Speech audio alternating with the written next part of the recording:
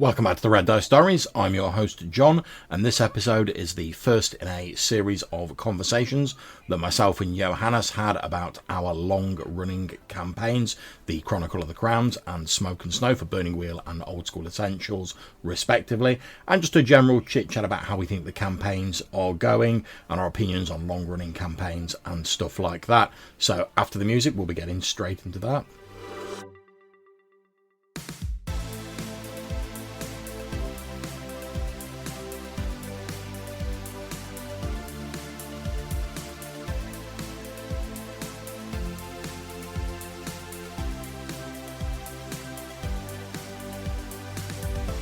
Yeah, so what I was hoping to do is start off by maybe both of us give a bit of a, I suppose, capsule description of the two campaigns we're running. Obviously, you're running Burning Wheel, I'm running Old School Essentials at the moment, and then we've both been running them for a fair old while now. I mean, yeah. I mean, mine's bi-weekly, and I've got a ridiculous amount of hours in it, and yours is weekly. So you've chonked up a fair amount of hours in that campaign. So if you were going to give a capsule description of your Burning Wheel Chronicle of the Crowns campaign, what would it be? A world, a sort of fantastical world in the twilight years of its existence. It has already endured several sort of end of the ages type scenarios where things are just being whittled down on every axis, really. And in these last years, the waning years of this world, there's a sort of spark of resurgent hope in the form of a person who could do great things if they but found the tools and the will to do it. And I suppose that's the very, very short form of it. Yeah, and I mean, if I was going to do likewise for my Smoke and Snow campaign, I would say it's about the original homeland of humanity, once lost to a great ice age, is now revealed as the ice sheets are retreating, and the heroes are part of the first wave of the ancestors of the people who fled the advancing ice sheets, now returning to reclaim their ancient homeland. But it's a place they've heard of in legends, but they've never actually been. So although their forebears came from there, it's effectively a new land for them that they're now trying to reclaim and sort of discover what happened in the old history and stuff like that. And I've often seen online, particularly recently, a lot of people talking about high level games in inverted commas and long running campaigns. And I thought, to be honest, I know we've done a couple of seasons of Smoke and Snow, but this is probably one of the longer campaigns I've run. I don't know how your Burning Wheel game stacks up in terms of campaigns you've run. Yeah, it's getting up there. Previously in our sort of sphere of what we've been doing the past several years now, I think this is now, at least by number of times we played, it's now the number one longest. Previously, that was a Stars with a Number game at 29 sessions. So yeah, it's pretty much the longest. So looking at Chronicle of the Crowns, your Burning Wheel campaign, we've logged nearly 71 hours total play on that, and that's just the recorded actual sessions, not all of the sort of talking and discussion we've done. Yep. And for Smoke and Snow, which is obviously running before Chronicle of the Crowns, we've logged 130 hours of that. So they're both a pretty respectable chunk of our lives, running these campaigns. Yeah, that's a lot of movies. Yeah, exactly. Yeah, and like I say, so I thought it'd be interesting for us just to have a chat about how we think these campaigns have been going on. Anything we've sort of noticed about them as particularly long-running campaigns, because you tend to find people sort of, it's either people are been running the same game since 1983 and been running for the same group since I was a 5-year-old lad, and now I'm 60 years old or whatever. Or it's people who are all my campaigns tend to fizzle out after a handful of sessions. And there seems to be a lot more of the shorter run campaigns and there are the long run campaigns. Yeah, definitely. I think it's the very rare campaign that goes on. What would I completely pull out of thin air here? Let's call it like half a year. I Yeah, think a lot of campaigns, probably like the majority, probably have to be like sub 6 months. As far as yeah, like yeah, I've just speaking from my experience, of course, and what I've sort of come across the hobby. I think the sort of shorter form campaign. Uh, Actually, let's not even talk in months, but sort of comparative like session, like how many sessions. yes, yeah, I think if you're doing like bi-weekly 6 months, I guess that might be a sort of like good measuring average for just again pulling out of thin air these yeah. numbers, but yeah, the years long, especially, I think that's the rare one. That's the unicorn of the hobby. Yeah, that's it. And obviously, I've been thinking a little bit about why that might be, and I think probably one of the most obvious answers is, let's face it, if it's far easier to get people to sign on for a sort of shorter Hmm. run campaign, or like for instance, if you say to someone like, oh, we're going to do. Well, we've talked about how difficult it is to get people to sign on for a weekly game, regardless of how long it's going Yeah, to run. yeah, And that's not to like throw shade at anyone, because obviously everyone's got other shiz going on. But trying to get people to sign on for like a weekly game when you're like, oh, it's going to be like an open-ended campaign, we're not going to be sure hmm how it's going to run, is a hell of a different sort of thing, and it's a lot more commitment than saying like, oh, we're going to run a game like on a weekend, or hmm we're going to run like a couple of sessions of this game. Are you yeah, okay for it? So it's the commitment of like, oh, can I commit like 8 hours over the course of a few days? And most people are like, well, yeah, I probably can.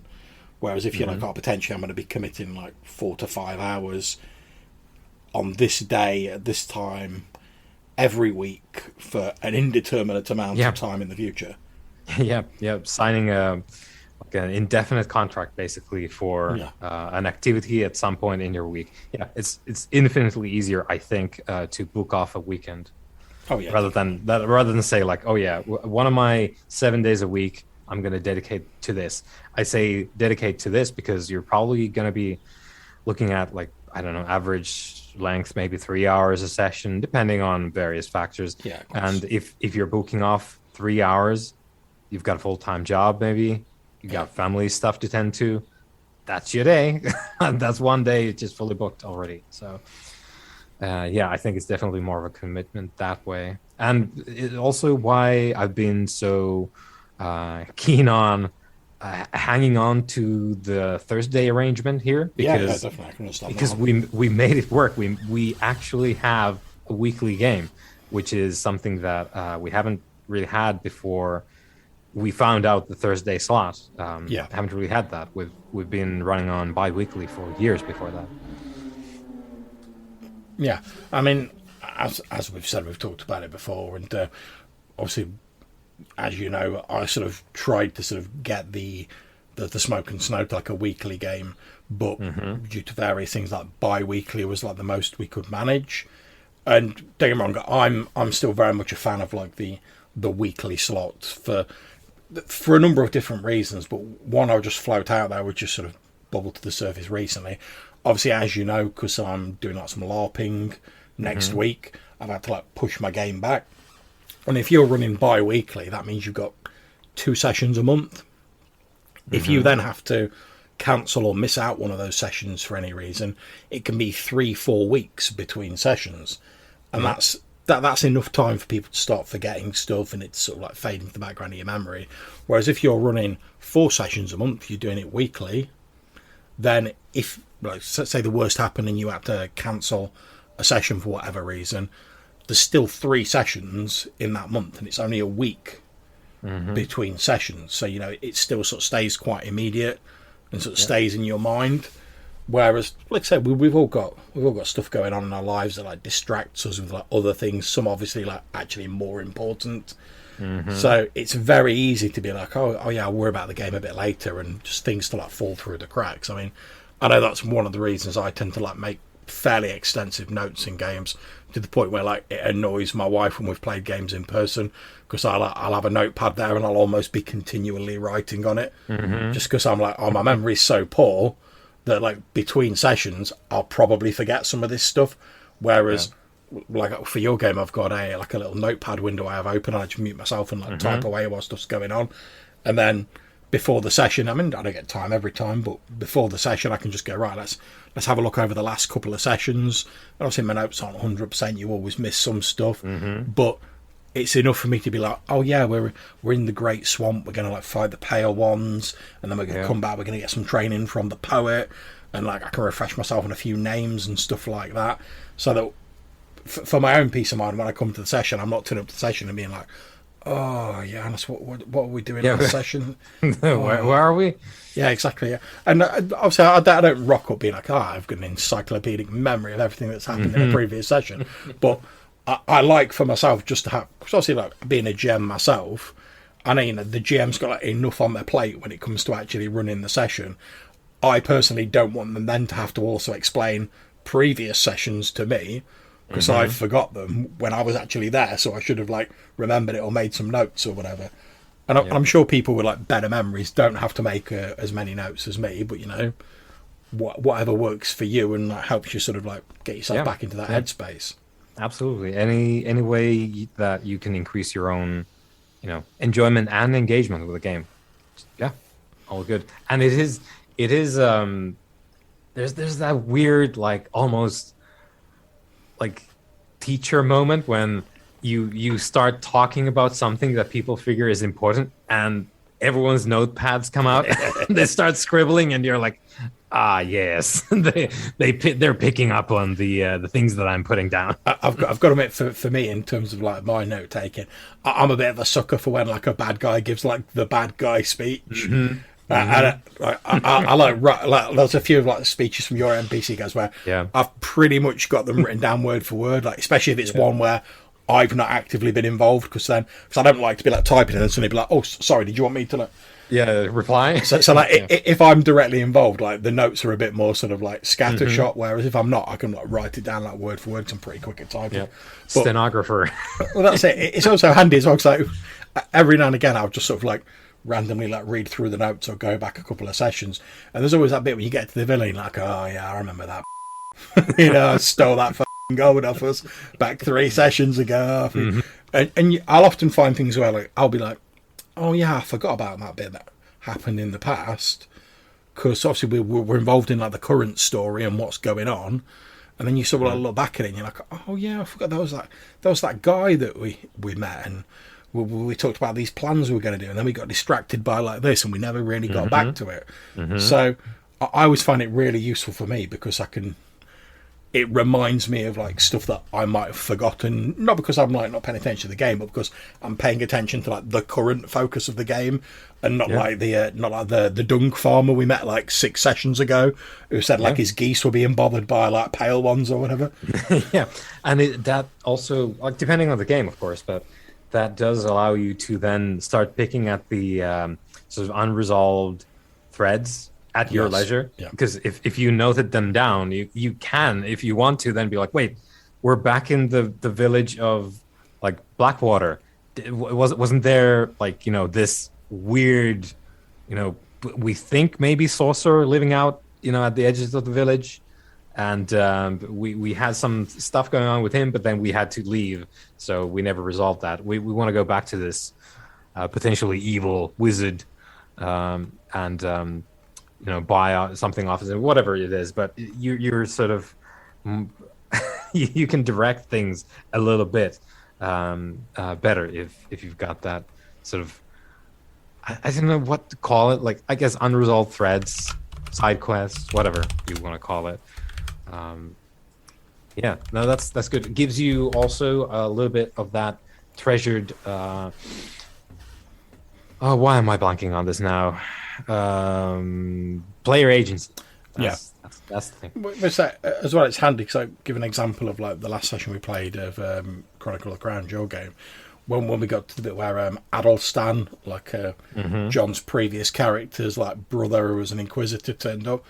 And he was like, and Matthew was like, "Oh yeah, Athelstan." He was asking some questions, and I was like, "Dude, I know like everything about Athelstan, like since he's turned up." Here's his file money. Yeah, pretty much.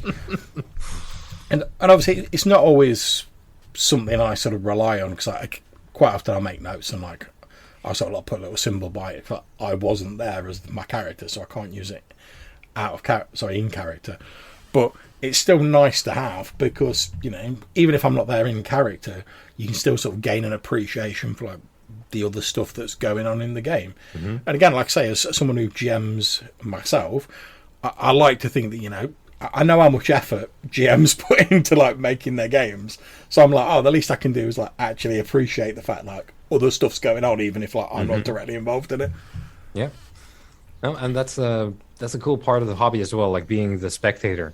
If you're not on the spotlight, yeah, it's a free show basically to appreciate, and also act as a sort of, I don't know, angel choir. You know, you can like do stuff off the side, as we have done a lot in the Burning Wheel stuff, in sort of a little bit of a different form, because we have like one character who is sort of very central to this thing that we're sort of pursuing, what the story is about, more or less, in the game. And we've got, well, the advisors and all the people, the supporting cast to this very reluctant main character in the story. Yeah, I was gonna actually bring that up, because obviously we often sort of like hear, you know, social media and whatever, and people posting about RPGs, when you hear about people who want their characters to be like the spotlight character. They want to be in the spotlight all the time. And obviously we've sort of potentially end up with the reverse of that, where we've got like a spotlight character, but it's not necessarily, and I don't mean anything bad by this, but it's not necessarily the player you would expect to like step into that role. And I mean, I think it's good to sort of like step a little bit outside your comfort zone every now and again, because otherwise, how do you like expand your sort of knowledge base and your sort of experience base? But I've also found sort of like being like one of the supporting characters. So obviously when myself and John like created these characters after our first, it was very much understood like, right, the main character is like King Cameron and we're the sort of supporting players. And I actually found that sort of quite freeing, really, in a sort of weird sense, because I was like, oh, okay, yeah, I'm not the spotlight character, so I know I'm here to like provide support to this main character who I already know, because I've already gained in sessions for that character, and that could then inform the PC that I was creating, rather than me sort of going like, oh, right, okay, so we've got this story with the crowns, how can I be a character of like equal importance in this sort of like massive mythic story? Whereas I was just like, oh, I don't really have to even bother thinking about that. I'm just like, right, I just have to be on like the King Cameron like crown train, and like provide support for that. And once I sort of stopped thinking about, oh, how do I make a character that's going to be parachuted in from nowhere, but is like somehow also vitally important. So as I put that out of my mind, I was like, oh, that's okay. I don't really, I've got nothing to worry about. I just make a character I want, and as long as he's like on board the King's train, it's all good. Yep, and I think a part of that, at least for me, would be if I was making a character into this game, the thing that would very much inspire me, I think, and help me in making that character would be the very defined situation that the characters are in. You know, the fact that there's this reluctant sort of prophesied royal, I suppose, and the other characters are there for reasons of their own, in an effort to help this central character to achieve their fate, or whatever it is that we end up doing, but to support and help this one specific mythically burdened individual. And that gives, as is often the case, I find, when you put down limits, you can get some really good creative work done. And Yeah. it's also a joy, personally for me, to do that in a specific environment. Like if I get specs for a character, I think I always have an easier time making a character then. Yes. Yeah. So to compare, like a very easy comparison. So if we're starting let's call it like a West Marches game, edges of the civilization, there's the one point of light, and then our mission is to range into the Terra Incognita and do stuff, adventuring stuff, and that's it. I can make an infinity of characters for that, but I will have a lot more sort of fully fleshed out ideas if that's a little bit more defined. Maybe it's okay. This is the same setup, borderline, you know, wilderness area. There's the one speck of light, but the one speck of light is like this is the Wizards Guild that is trying to map out this area over here. Immediately, I have more like fully realized people coming into my mind. Well, I mean, it's often pointed. One of the things that's quoted when people are talking about RPGs is that idea of people being almost sort of paralyzed by like limitless choice, effectively. And I know, sort of like in like artist circles, it's often said that like when you're doing a painting or whatever, the hardest point is when you're just looking at that blank piece of paper and you can do anything with it to like make that first choice, to like start narrowing down your choices. And I certainly know when I was studying art, one of the first things they advised, they would just pick like a neutral color, like grey, brown, or anything like that, and then just paint the whole of the page in that. Because once you've done that, you've already made the first step, and then making the second step's even easier. Yeah, something to get you started. I guess is the thing. The there's that thing for like writing as well as an art form. The fear of the empty page is very, very real. I'm sure you can relate to this, being a published writer yourself. That's one that I also experience. I'm not much of a painter, but to be honest, neither am I now. I'm far too out of practice. Yeah, I suppose I was halfway, decent with miniatures at one point, but that's years ago.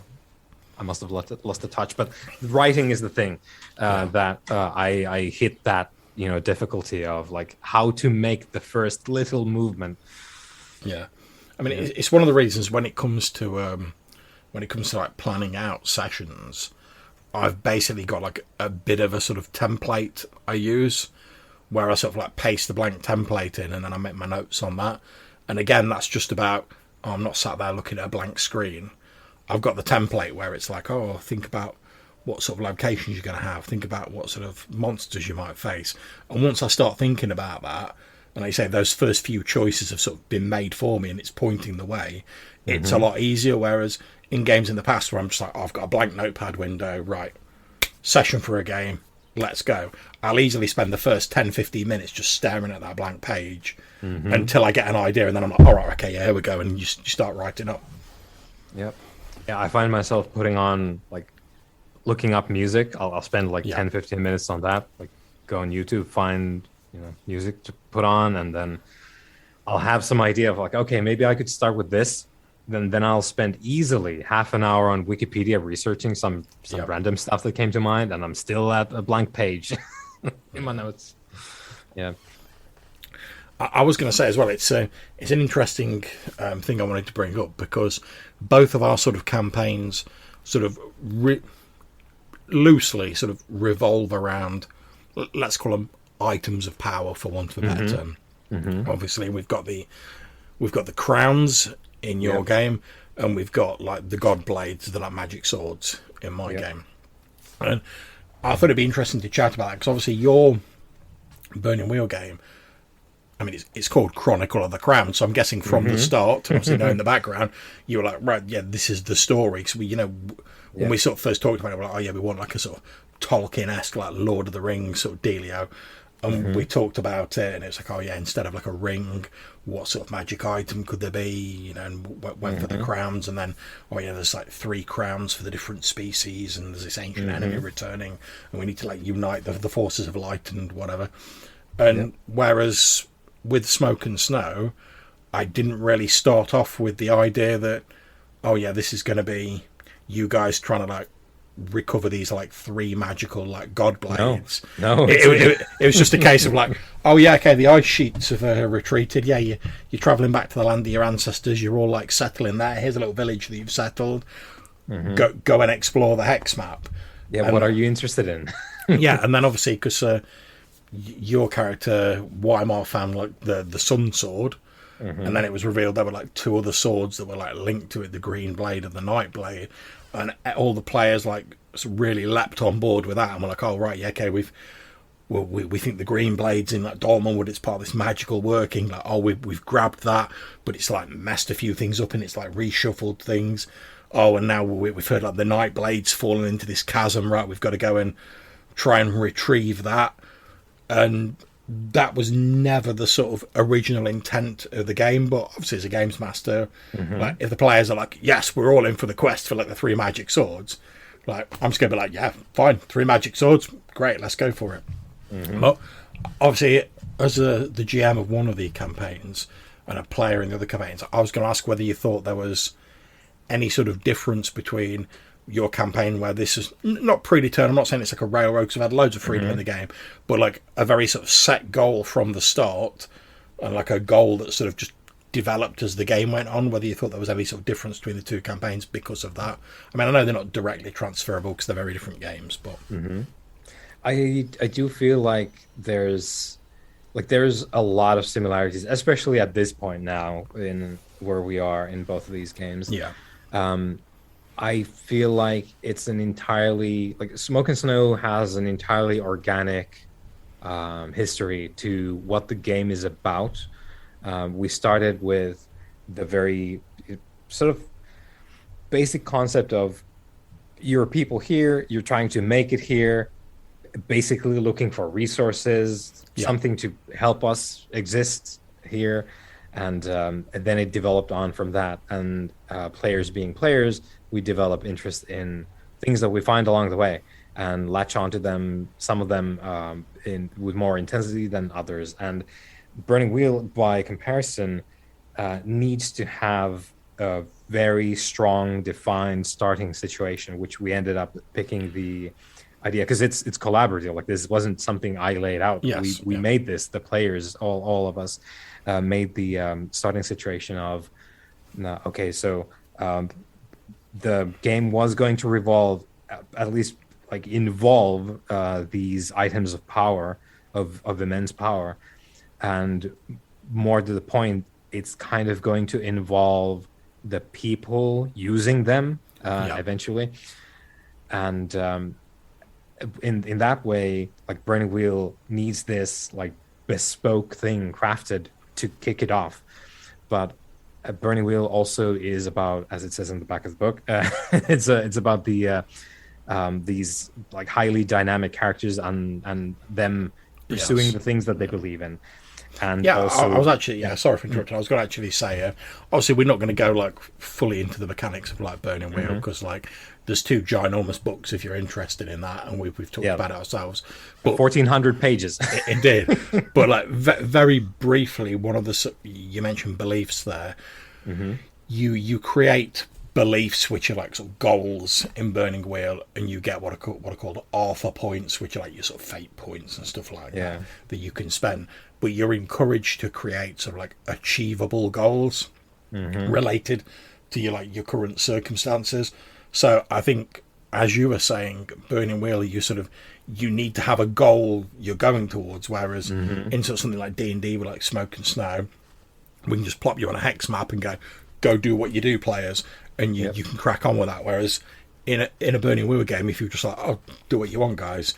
How would you make your beliefs to like work with that and sort of get those fate points? Yeah, and it would be very like I was thinking about this as you were starting to head towards this point.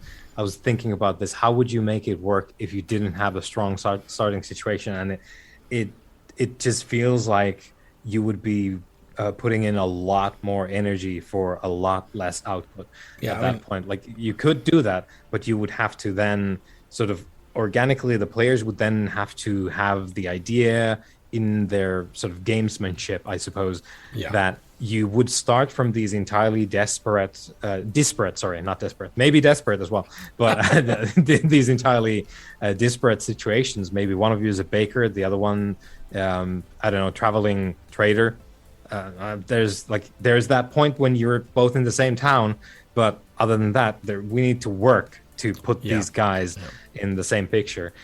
So you, like, everyone would need to be committed to the fact then of the story kind of then being about, if you want to have a good time with the game, then you're kind of signing up for the game to be about bringing these people together, like as a sort of like weird like starting goal without the starting goal, because you probably want to play with your friends. And now you could do entirely separate stories in Burningville as well. That is something you could do, but I think that does not it doesn't give you anywhere near the same kind of experience if you're playing with, you know, a party, let's say like a party of explorers, adventurers, as is the standard. It's not the same thing if you're all 3 different magnets in different cities. Like you're you're doing a lot of different stuff at that point. And that's it for this episode. We had a lot more of a longer chat about this subject, and I'll be releasing some of that in future episodes. We hope you've enjoyed it. If you've got anything you'd like to say about long form campaigns, or maybe talk about a particularly memorable long campaign that you've run yourself, you can get in touch with us a number of ways. You can leave a voicemail message on SpeakPipe or Anchor. There'll be links in the description of this episode, or you can send us an email to rddrpgpodcast@gmail.com. So until we see you again, take care, stay safe, and whatever you're playing, have fun.